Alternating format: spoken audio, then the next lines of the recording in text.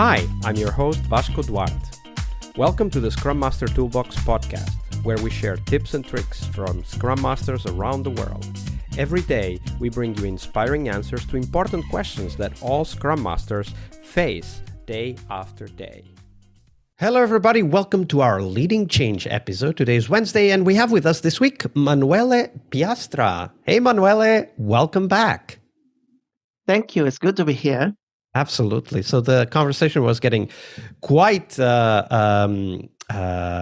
motivating and even inviting yesterday already. Unfortunately, we did run out of time a little bit, but today we're going to talk about another topic that maybe potentially is going to drive some of our mutual passion as Scrum Masters and Agile coaches. So let's dive into that. Let's dive into the change process. And we want you to tell us a story of a change process you were involved with and walk us through the whole story, like how it started, what were the things that were happening over time. And as you go through that, highlight for us the tools, the tips, the tricks, the techniques you learned back then that you still apply today. Yes, so this was a couple of years ago, and I was engaged as a change agent, a contract as an external change agent, and in this case, I did apply some of the things. You know, we touched upon that on Monday and actually on Tuesday, right? So when change is not kind of really in the scope, right? But there's more. Come in and be with the team and help them with meetings and meetings notes. So one thing that from the start I made it very clear that I wanted to really evaluate the opportunity, and I have this phase in my mind, right? So why am I here? Why am I working with this team specifically? What's the opportunity here? What are we expecting to achieve? So why not with someone else? And why am I here, really? What am I supposed to achieve?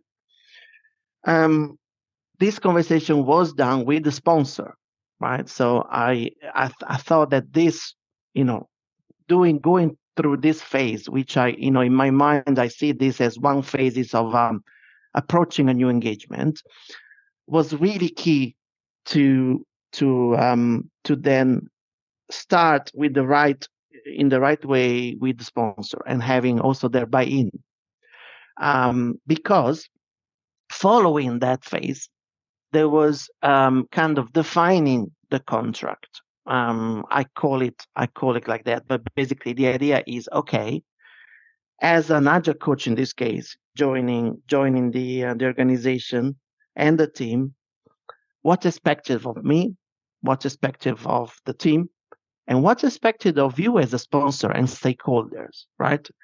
So this helped mitigate one issue that I've seen, that I guess most of us have seen in the past, Agile coaching and Scrum Master, which is management saying, come in, get them to go faster, but I, as a manager, I'm not going to change anything. And I don't have the time. Yeah, it's them who need to change, not me.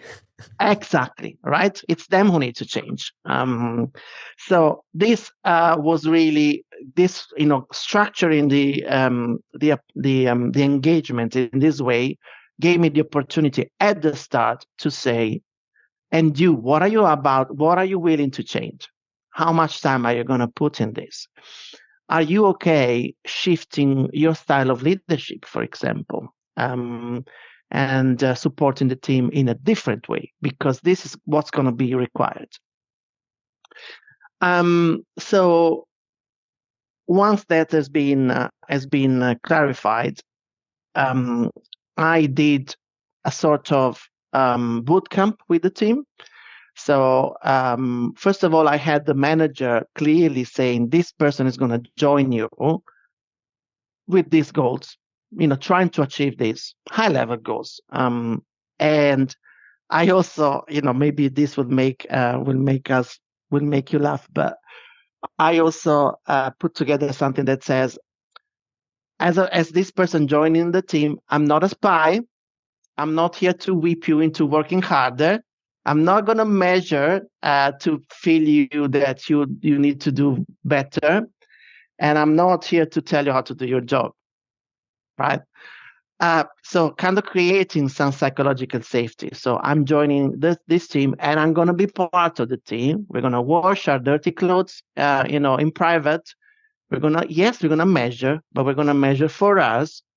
And I will meet you where you are. I'm not going to come in and say everything you do is wrong and we should start from scratch. And if you don't do the pure Agile or Scrum, you're all mistaken.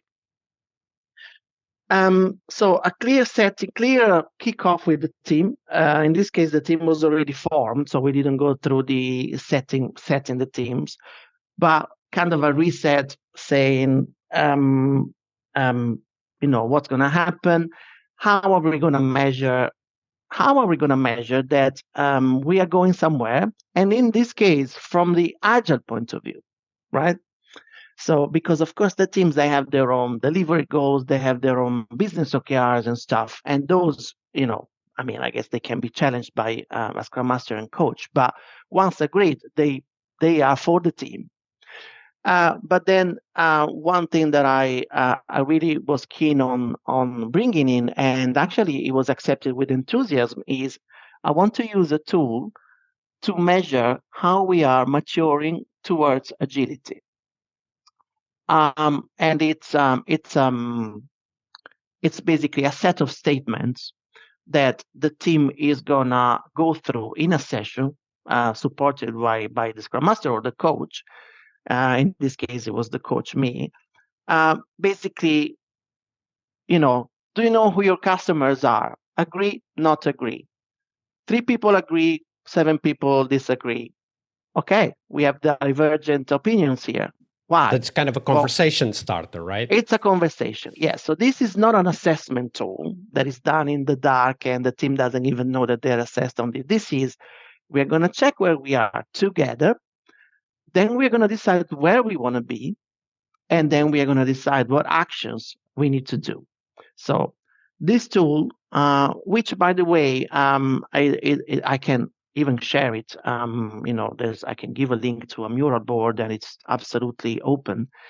It's a coaching tool. It helps the coach to focus on what's really important, because it helps emerge what are the pain points, right? But also gives visibility to the team and control, right? So they decide, okay, we want to spend more time in understanding our stakeholders better, or maybe something else, right? So the coaching plan is transparent, agreed, evaluated. You know where you are, you know how much, you know where you're going. And I'm particularly happy about having put together these statements, because it works for every team, most of the teams. So it doesn't assume that you're using Scrum. Some of these maturity assessment, they ask you, are you having the retro every sprint and stuff, which is like a tick box, right? Yes, you might have the retro, but are you getting value out of that? Also, what if a you're much not more using... important question, right? Yeah. Also, what if you're not using Scrum, right? What if you're using something else? Right. So this doesn't assume that you're using Scrum. It doesn't even assume that you're building software.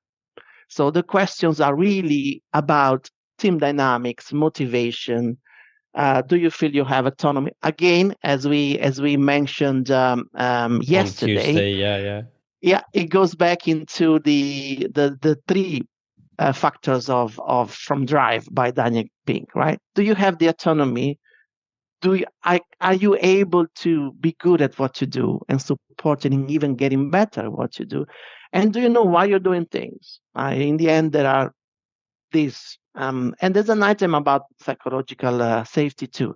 So stuff that is applying, I believe, for every group of people that are working together towards a common goal. Absolutely. That's a really great roadmap for us to get started with the initial conversations, then the involvement with the team, and then, of course, helping them progress towards their goals. Thank you for sharing that, Manuele. You're welcome. And of course, after that, you have your success criteria. One of these could be this tool, right? So are we progressing in our maturity journey? And then, as usual, right? Evaluate every whatever month, inspect and adapt, and check your needles and see what you need to change to make the needles work for you. Leading change is one of the core skills we must acquire, but it is only one of the steps towards our success as Scrum Masters.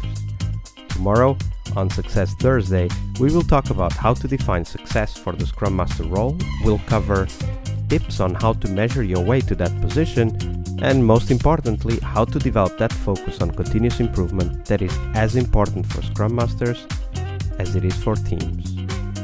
See you tomorrow. We really hope you liked our show. And if you did, why not rate this podcast on Stitcher or iTunes? Share this podcast and let other Scrum Masters know about this valuable resource for their work. Remember that sharing is caring.